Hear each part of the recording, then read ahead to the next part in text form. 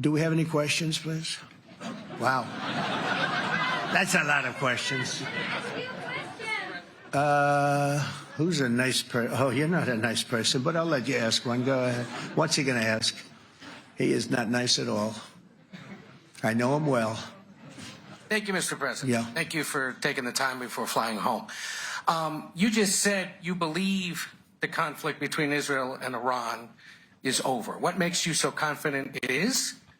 And what do you do if it isn't? Because I dealt with both, and they're both tired, exhausted. They fought very, very hard and very viciously, very violently, and they were both satisfied to go home and get out. And can it start again? I guess someday it can. It could maybe start soon. I think a big telltale sign was when, as you know, Iran somewhat, by not much, violated the ceasefire, and Israel had the planes going out that morning, and there were a lot of them, 52 of them. And I said, you got to get them back. And they brought them back. They didn't do anything. They brought them back. It was very good. I thought it was amazing, actually. They have fought a hell of a war. They fought very hard. I think the war ended, actually, when we hit the various nuclear sites with the planes.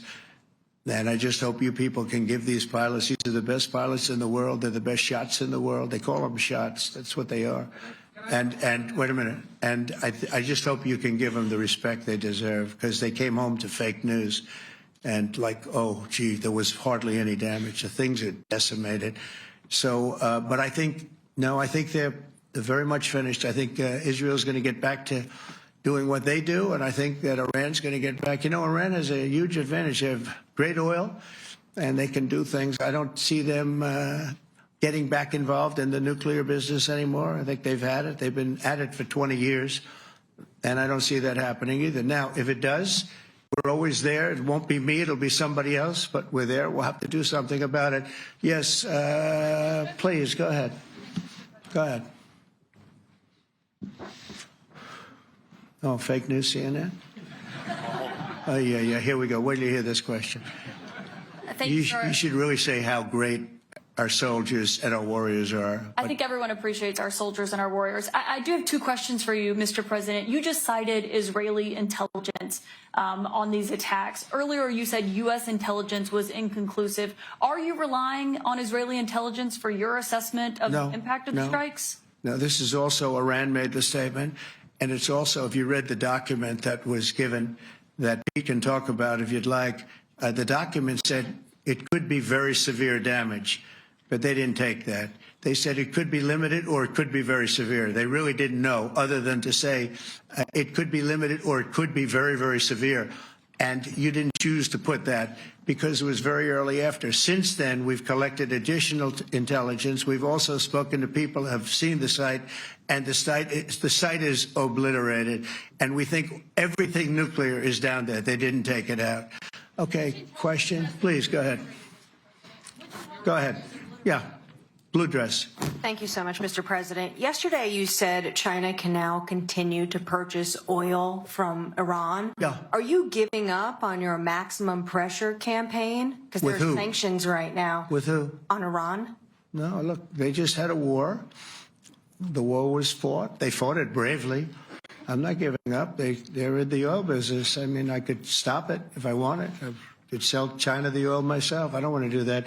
They're going to need money to put that country back into shape. We want to see that happen. Would it? No, if they're going to sell oil, they're going to sell oil. We're not taking over the oil. We could have, you know. I used to say with Iraq, keep the oil. I could say it here, too. We could have kept the oil. No, China is going to want to buy oil. They can buy it from us. They can buy it from other people. But you're going to have to put that country back into shape. It desperately needs money. Yeah. Yeah, please. Here we go. I'm picking the beauties today. Go ahead. Mr. President, Secretary General Rutte has described President Putin as an adversary, a threat, an enemy. Do you view him the same way? And in addition to that, you mentioned General Kane, your chief of staff, the chairman of the Joint Chiefs of Staff. General Kane. Yes. He has said that Mr. Putin has territorial ambitions beyond Ukraine. Do you view that in the same way? Possible. I mean, it's possible. I know one thing. He'd like to settle. He'd like to get out of this thing. It's a mess for him. He called the other day. He said, can I help you with Iran? I said, no, you can help me with Russia. Because, you know, in the last few weeks, we took care of India and Pakistan, Kosovo, Serbia. I think on Friday we have coming in, the Congo is coming in, and Rwanda is coming in. That was a vicious war that went on, a machete war, heads chopped off all over Africa. They're coming in. We did 2 others in addition to that. Nobody's ever done anything like this.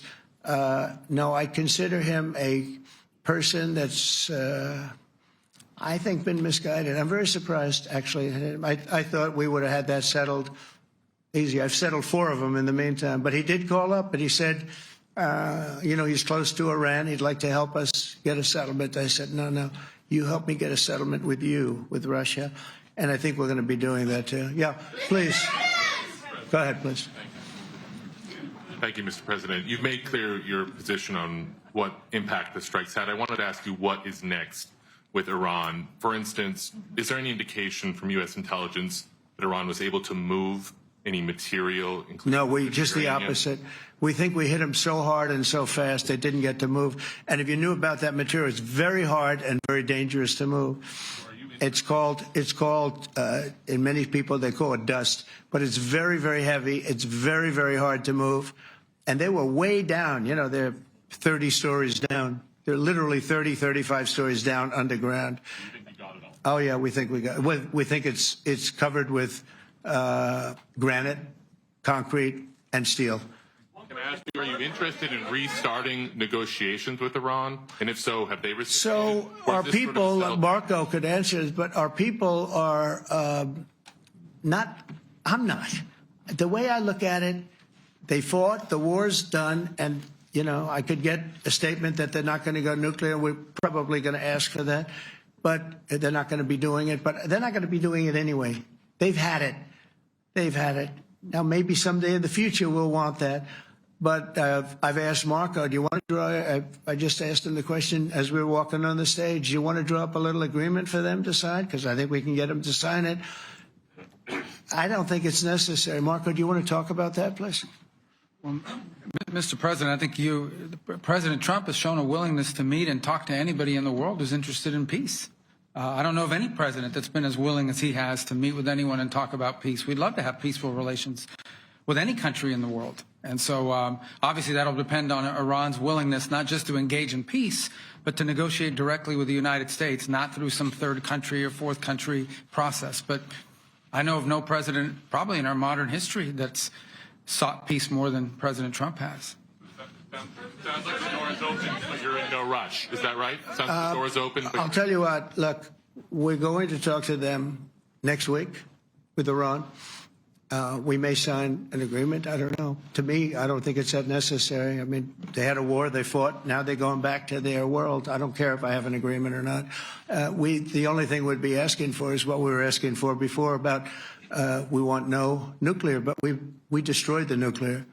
In other words, it's destroyed. I said, Iran will not have nuclear. Well, we blew it up. It's blown up to kingdom come. And so I don't feel very strongly about it. If we got a document, it wouldn't be bad. We're going to meet with them, actually. We're going to meet with them. Yeah. Yeah, go ahead, please. Yes. Mr. President, Netherlands TV, thank you for visiting our country. Good. As I understood, Thank you. I, of course, would like to know how you slept last night at the House of the King. Oh, I slept beautifully. But probably a more serious question. I think you just had a meeting with President Zelensky. Did you discuss any ceasefire in this Russo-Ukrainian? No, I wanted to know how he's doing. He was very nice, actually. You know, we had little rough times sometimes. He was couldn't have been nicer. I think he'd like to see an end to this. I do. I think what I took from the meeting couldn't have been nicer, actually. But I took from the meeting that he'd like to see it end. I think it's a great time to end it. I'm going to speak to Vladimir Putin, see if we can get it ended. But look, these are brave people. They're fighting these wars all over the place. You know, last week they had, I guess, I told you, close to 7,000 young soldiers, Russian and Ukrainian soldiers were killed, 7,000 in 1 week. It's crazy. It's crazy. So I'll be speaking to Putin. No, I had a good meeting with Zelensky, and I had a lot of good meetings. We had a lot of good meetings with a lot of people, a lot of great leaders. But he's fighting a brave battle. It's a tough battle. Yeah. Go ahead, white dress. Thank you. Ida Hallikainen from Finland, Ilta-Sanomat. Good. You have played golf with President Alexander Stubb. How do you see Finland as a NATO ally and partner, and how would you describe your relationship with our president? Well, he's a very good golfer, okay? In fact, he was on his college golf team. He went to a good college in the South, as you know, a very good college, and he was a good golfer. We had a good time. I think my relationship's great. I want to buy icebreakers. You know, you're very good at icebreakers. And I actually made him an offer. I didn't go to Congress. They'll try and impeach me for this. But there's an old, it's not old, it's fairly new, but it's used icebreaker. And I offered him about 1/3 of what he asked for. But we're negotiating. We need icebreakers in the U.S. And if we can get some inexpensively, I'd like to do that. Actually, they'll fix it up, make it good. Also, we may buy some icebreakers. You know, you're the king of icebreakers, that particular country. They make them good. They make them really good, and they know what they're doing. And so we're negotiating with them for about 15 different icebreakers. But one of them is available now. It's old, and it's, old. It's like 5-6 years old. And we're trying to buy it. I'm trying to make a good deal. That's all I do my whole life. My whole life, that's all I do is make deals. Yeah, please. Go ahead. Sir, go ahead. Yeah, a question for NewsHour, Dutch TV. First of all, on Article 5, on your way here, you spoke about the commitment of the U.S. to Article 5, saying, I'll give you my definition once we're here. Yeah. What is your definition, and may the U.S. commitment to Article 5 change in case some of the NATO members do not reach the threshold that was discussed today? My second question is following up on a colleague on Iran. What intel reports do say that everything over there was obliterated? Yeah, well, there are numerous of those reports, and they're coming out fast and furious. But the most respected ones we've already seen. And I will say that on a very confidential basis, they're looking at the reports, like numerous reports, and including people going to the site and checking the site. And they're going to be having, I guess you're going to be having over the next couple of days a full, you're going to encapsulate it.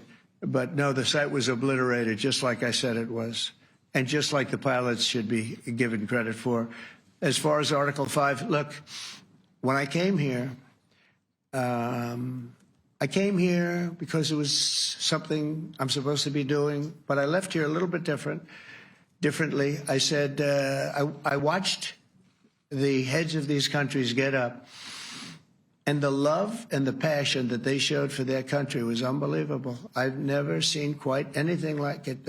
They want to protect their country, and they need the United States. And without the United States, it's not going to be the same. And you can ask Mark, or you can ask any of the people that were there. It was really moving to see it. They love their country. They were so respectful of me because I'm the head of the United States. And I made, the King of Saudi Arabia, when I was in the Middle East.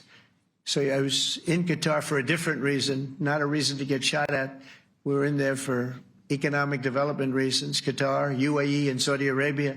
All three leaders of those countries, and we took back $5.1 trillion into the United States. All three leaders said, you're presiding over the hottest country in the world. The United States right now is the hottest country. Everybody wants to be there. Everybody wants a piece of it. He said, a year ago, your country was dead. You had a deadhead running it. You had a country that was dead, and it was dead. You had people pouring through the borders. You had inflation. You had everything. He said, you've made it in 5 months at that time. You've made it the hottest country. This is the hottest country in the world. The United States right now is the hottest country in the world. And when I was around that table, it was a nice group of people, many of whom I knew from previous.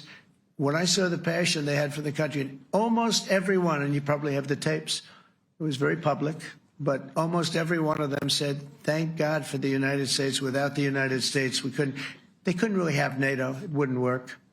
It wouldn't work. It will in the future because now they're paying much more money, but it wouldn't work. It was great.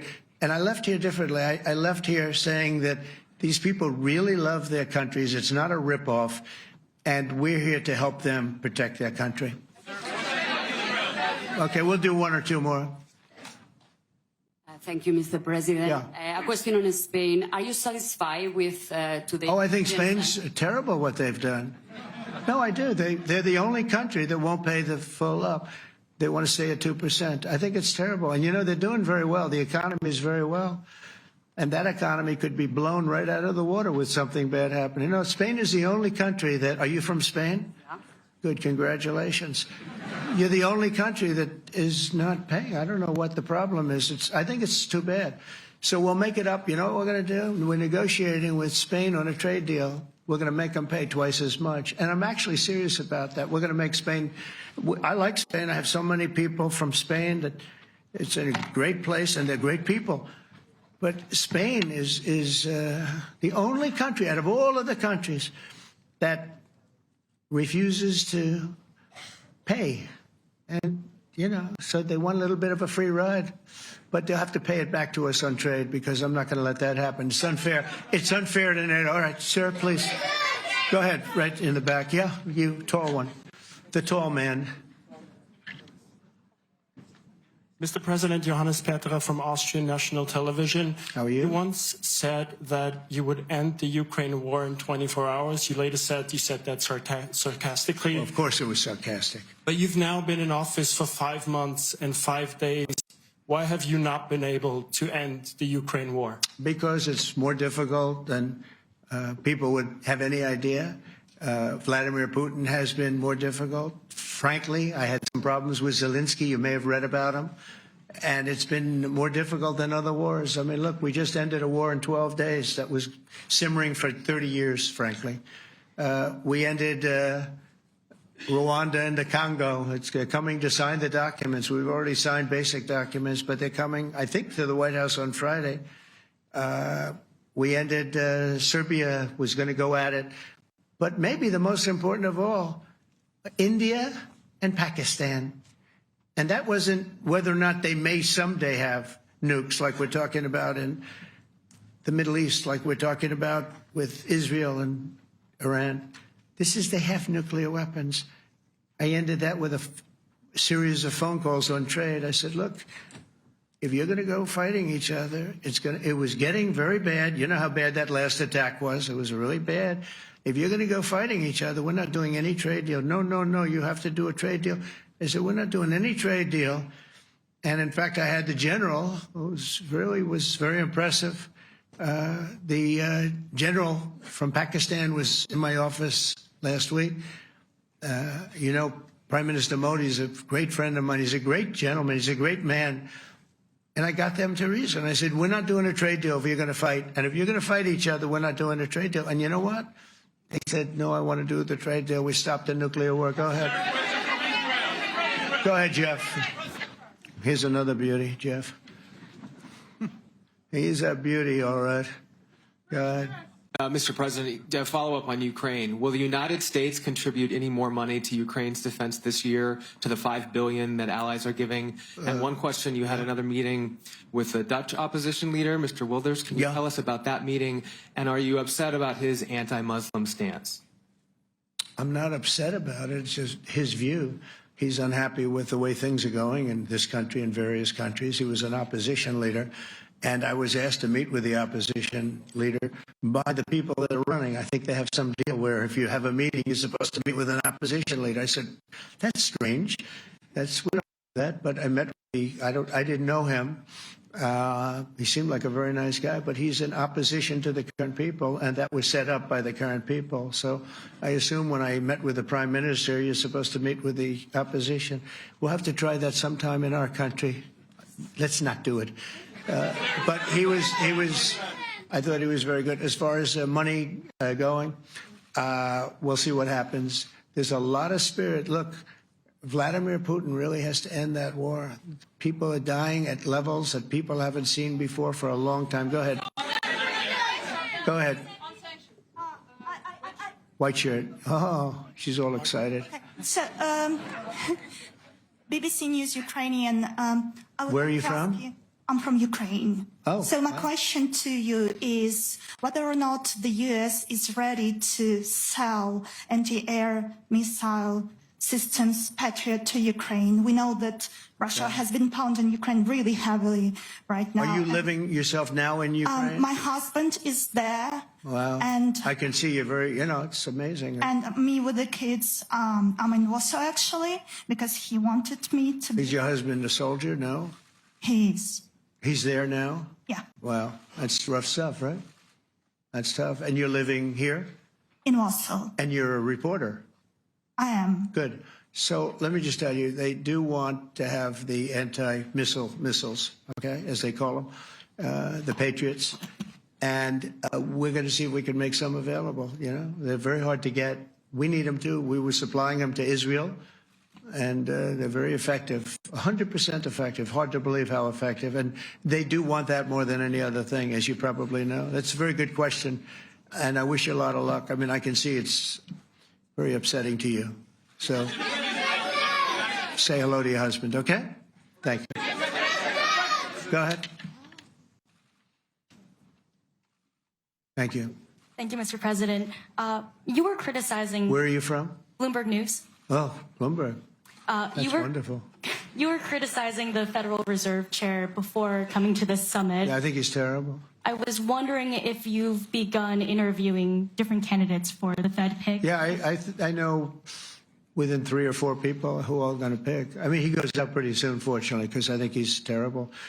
We have no inflation. We have a tremendous economy. Hundreds of billions of dollars of tariff money is pouring in. Factories are being built because they don't want to pay the tariffs, so they're building them all over the country. I think we're close to $15 trillion. I told you $5.1 trillion from the Middle East alone, but of investment money coming in. There's never been anything like that in the history of our country. But we have no inflation. And we have borrowing because Biden, stupidly, they did short-term debt. So we have borrowing coming up. And, we'll go 10 years, maybe longer, maybe shorter, but we'll go a long period of time when we do the debt. And because of him, because of this guy, we will have to pay for years. We'll be paying for him. And I said to him, listen, there's no inflation. He says, but maybe there'll be some. That's true. I said, if there is some, what you do is raise the rate. I'm okay with that. You raise the rate in 2 years from now or a year from now. But because the rate's high, we have to pay more for debt. It's pretty equal. In other words, if it's 4%, it's 4%. If you drop it a point, you'll pay 3%. So it's fairly equal, not necessarily, but fairly equal. So we're going to end up paying maybe 2 points or 3 points more. 3 points would be about $900 billion a year because of this very average mentally person. He's an average mentally person. I'd say low in terms of what he does, low. Low IQ for what he does, okay? Wait, so instead of paying $900 billion, we don't want to pay 900 just because he doesn't want to lower the rate. I said, if there's inflation in 2 years or 3 years or 1 year from now, you raise the rate and you take care of the inflation, among other things. But he's probably a very political guy, I guess. I don't know. I think he's a very stupid person, actually. All right, one more. Let's go. How about you? Go ahead. She looks so happy and everything. Thank you. That's why I picked I'm from her. Spain, too. I'm Ana Buch from La Vanguardia. I wanted to know if... You're where from? Spain, too. I wanted to know if you want to... That's the Spain corner right there. Shouldn't have said that. That's okay. I do like Spain, by the way. I think it's unfair that they're not paying, but go ahead. Are you going to negotiate directly with Spain about... I'm going to negotiate directly with Spain. I'm going to do it myself. They're going to pay. They'll pay more money this way. You should tell them to go back and pay. You're a reporter? You tell them to go back. They ought to join all of those countries that are paying 5%. Spain's going to be just about the only one that's not. They were the most hostile toward doing it. It just doesn't make sense to me. Okay. All right, Kelly, go ahead. Here we go. Here's another one. Hello, sir. Thank you very We much. got them all today. Okay. So, Mr. President, you talked about expecting some on-the-ground assessments at Fordo and other sites. Now Is that here again. Israeli and U.S.? It's been obliterated, Kelly. It's been What is your message then, sir, to the intelligence community when they present reports? You're not disputing the DIA report. You're just... They presented a exists. report that wasn't finished. We're talking about something that took place 3 days ago. I understand that. The report was done 2 days ago. Wait a minute. Yes. They didn't see it. All they can do is take a guess. Now, if you take a look at the pictures, if you take a look how it's all blackened, you know the fire and brimstone is all underground because it's granite and it's all underground. You don't show it. But even there, with all of that being said, the whole area for 75 yards around the hole where it hit is black with fire. The group that's run by this gentleman, in fact, you may want to talk about it for a second because we're going to issue a report. And I think it's not even a very exciting report at this point. It's been obliterated, totally obliterated. And they did a report, but it was like, if you look at the dates, it's just a few days after it happened. Sir. So they didn't see it. They said it may be very severe. Understood. Do you have a message for the intelligence community, though, in terms of unvarnished information getting to you, that it's not... I don't really have a message. I would say issue the report when you know what happened. I wouldn't say that it could be severe or maybe not. They use the word severe.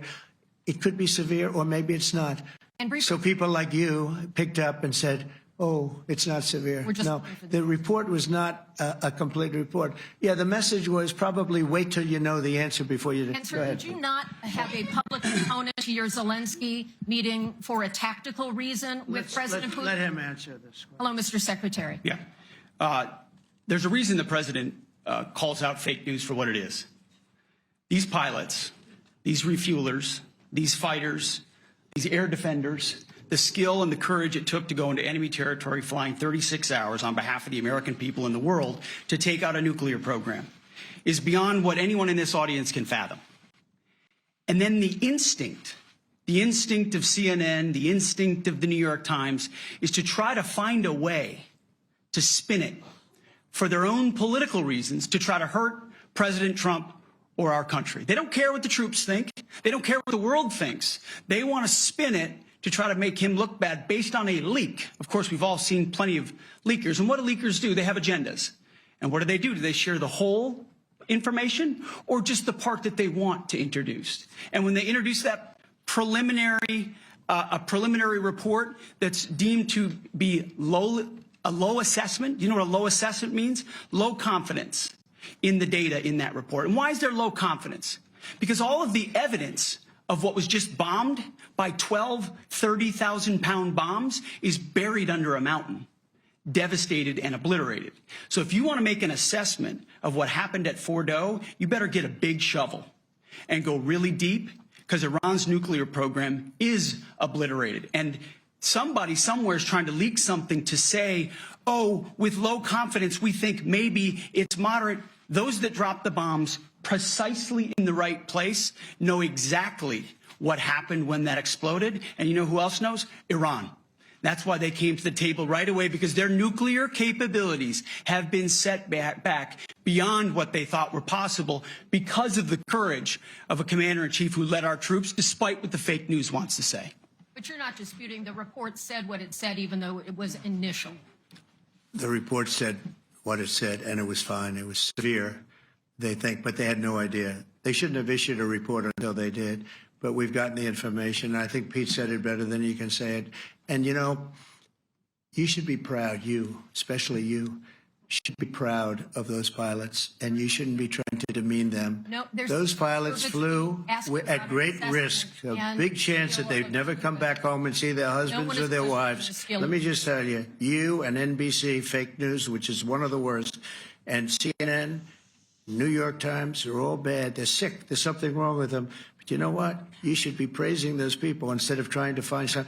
By getting me, by trying to go and get me, you're hurting those people. They were devastated. You know, I got a call from Missouri, great state, that I won 3 times by a lot. And I got a call that the pilots and the people on the plane were devastated because they were trying to minimize the attack. And they all said it was hit. but we don't think it was really maybe hit that badly. And they were devastated. They put their lives on the line, and then they have, and I'm not referring to you, but real scum come out and write reports that are as negative as they could possibly be. It should be the opposite. You should make them heroes and heroines. You should make them really people that they were so devastated when they heard this news. And you know what they said? One of them, I spoke to one of them, said, "Sir, we hit the site. It was perfect. It was dead on." Because they don't understand fake news, because they have a normal life, except they have to fly very big, very fast planes. But it's a shame. You should be making them heroes. All right, in the back. Go ahead, back, white, yeah. White jacket, yeah. Go ahead, give him a mic. Hello. Deborah Haynes from Sky News. Good. Mark Rutte, the NATO chief, who is your friend, he called you daddy earlier.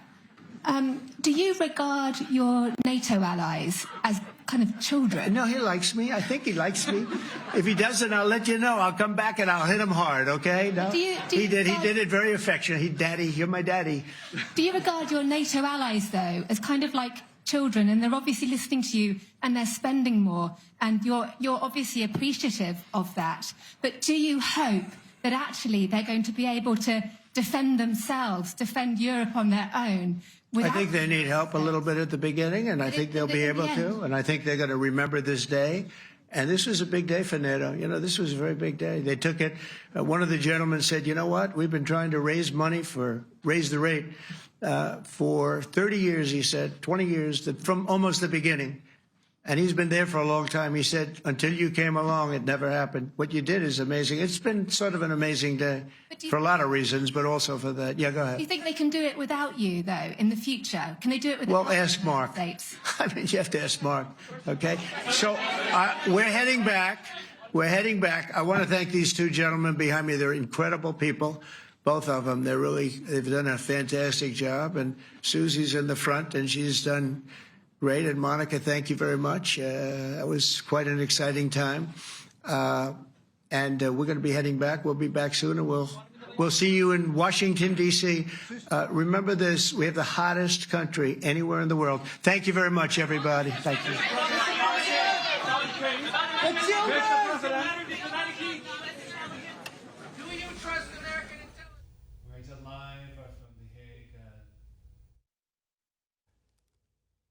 Right, live from The Hague, Netherlands.